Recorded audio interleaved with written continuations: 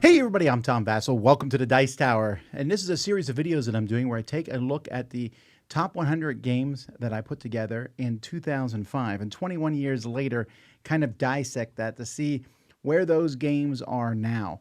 Today we'll be doing 60 through 51, so finishing up the top half of this.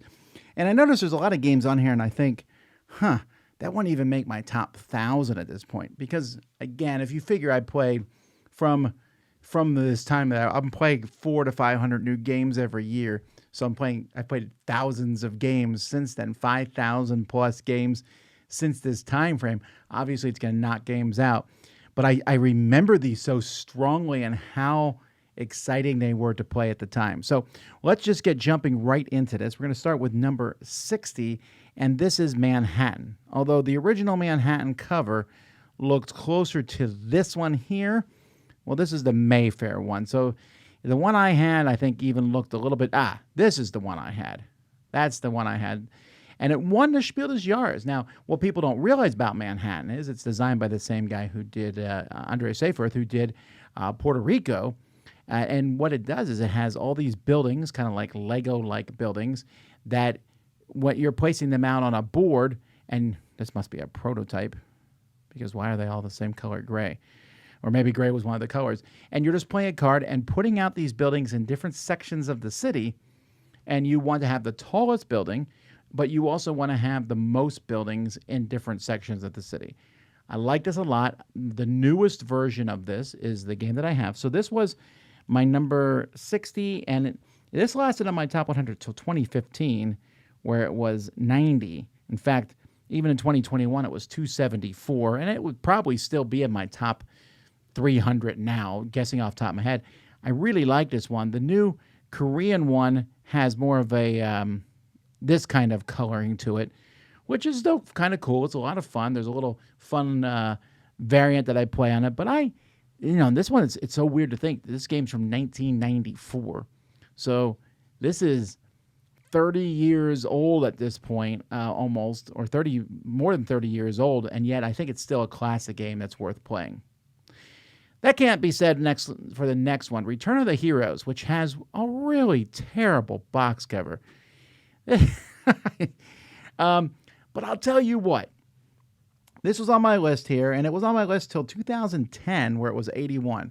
Why was this on my list? Because I'll be honest, I love fantasy, and there was almost no fantasy games out there when this came out. There was almost none. If you didn't like Dungeons & Dragons or didn't play Dungeons & Dragons, this is what you had. This was a Euro game, though. This was a pick up and deliver. And look how cool these maps are. This is one of those games where I think that the way the game looks on the table is much better than, again, this kind of terrible cover. This is not a game I would play much today. It's fine. Again, it's pick up and deliver. And you had different stats and different things that you could hold, and you were trying to increase stats. Very, very basic stuff, but in 2005, this was some pretty cool things. So that was number 59. Number 58 is Maharaja, the game of palace building in India. This game blew my mind when this came out, because this game, when it came out, everything was about victory points. This wasn't about victory points. You just need to be the first person to build a bunch of palaces, and then you've won. Now, this game, Maharaja, the game of palace building in India from Phalanx, was remade a few years ago in 2021 by Cranio Creations. Now, this was not a particularly great reproduction of it, but it's still a pretty solid game.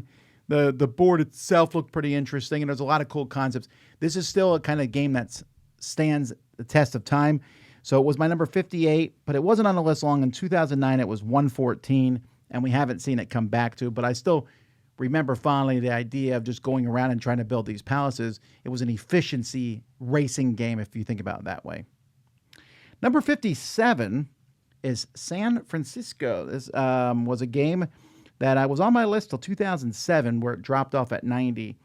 And this is about rebuilding San Francisco after an earthquake. And so there's different blocks, there's different numbers, tiles out here. This is not a looker of a game. Although I want to say this got a very positive review in Games Magazine, which I believe is where I first heard about this game. And so this is another one that, for me, was fun. There's these little auctions where you're trying to put these rods around tiles, and when you do it, you will score that tile.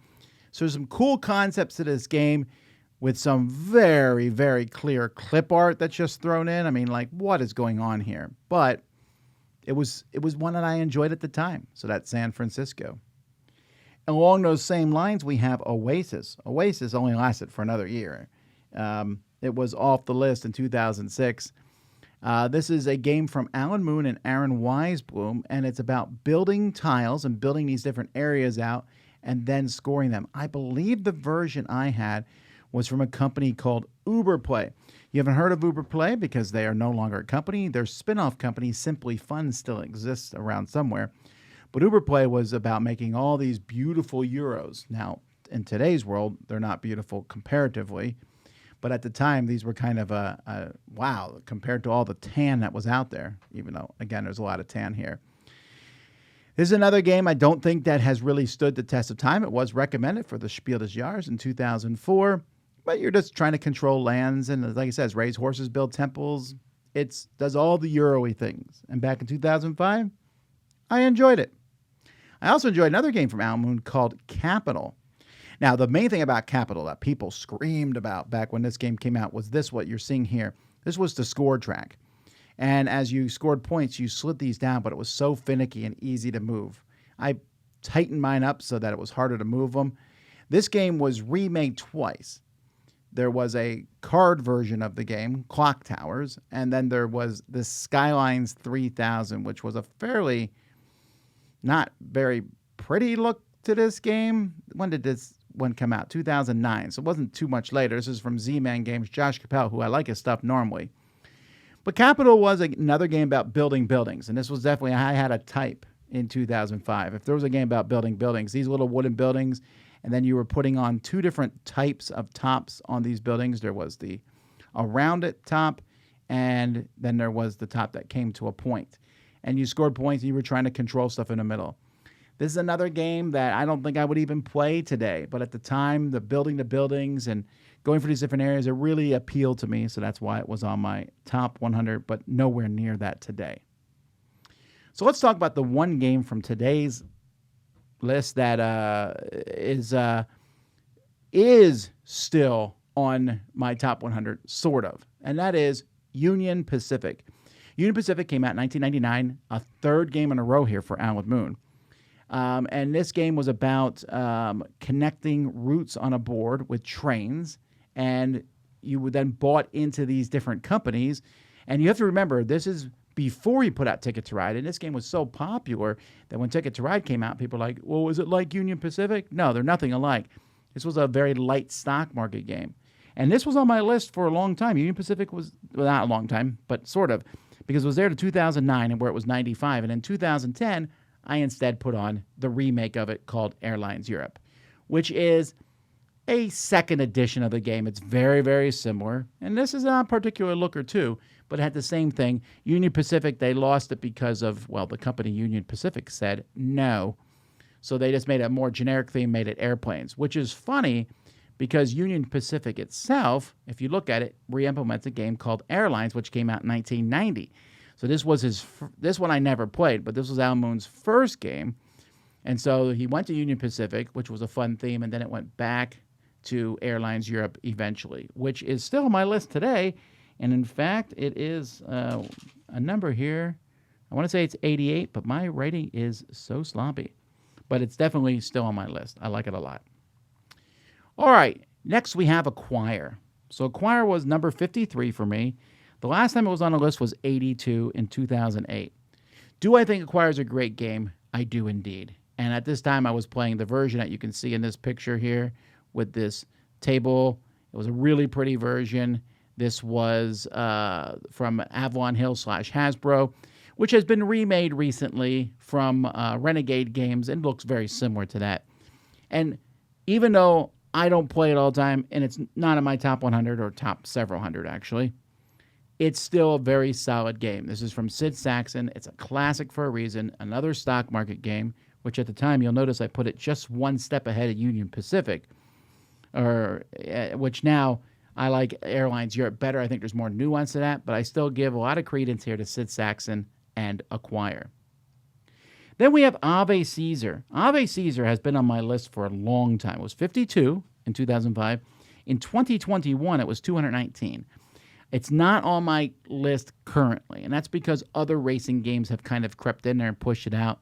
But I loved Ave Caesar. This version here is the version I had, or still do have. I believe it's in the Dice Tower library.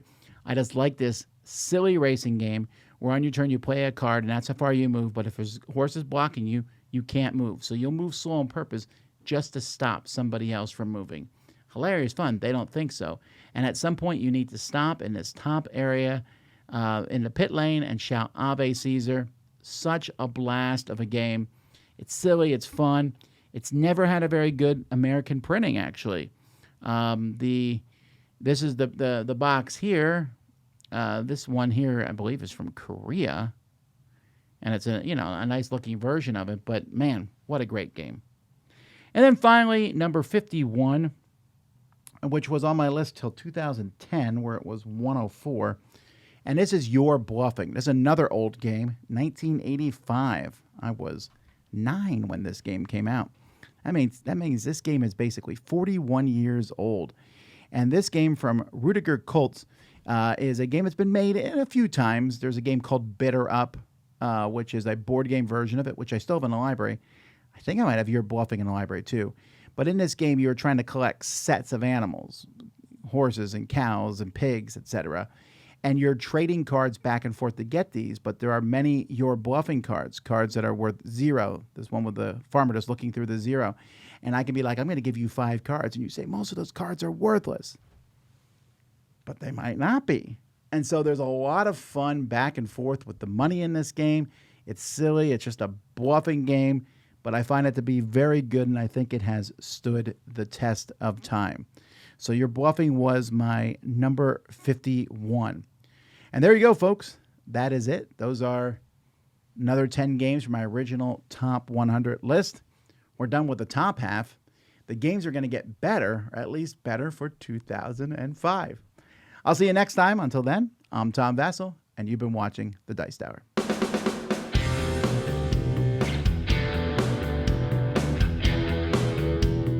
Hey, thanks for watching another video here on The Dice Tower.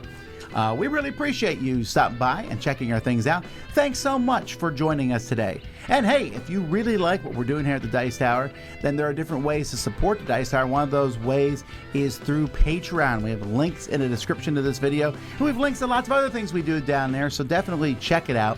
But either way, we're glad you watched us. Tell your friends about the Dice Tower. Until next time, though, I'm Tom Vasel, and I hope you enjoyed this video.